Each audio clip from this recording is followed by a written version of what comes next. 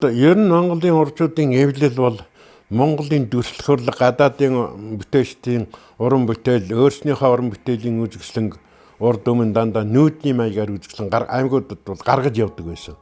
Тэр нь явсаар байгаад хавар үзэсгэлэн болоод наадмын үеэр бол бэлэг дурсгалын Монголын сайхан орон гэдэг үзэсгэлэн болж хуураад тэгээд энэ хавар залуучуудын үзэсгэлэн бол ерөөсөө энэгээрээ л ингээд үргэлжлээд яваад байгаа юм байна. Энд бол хамгийн гол нь зураачд бол 18 аймагт манай урчуудын эвлэл чинь зураачтай томилолтоор урд өмнө явуулж байхдаа уран бүтээлийн томилолтын хажуугаар тентхийн ард түмэнд бас социалист реалист зураг мөн орчин үеийн зураачдын бүтээл гадаад дотоодын зураачдын нүүдлийн үзэсгэлэнг авч явдгаараа бас онцлогтой юм.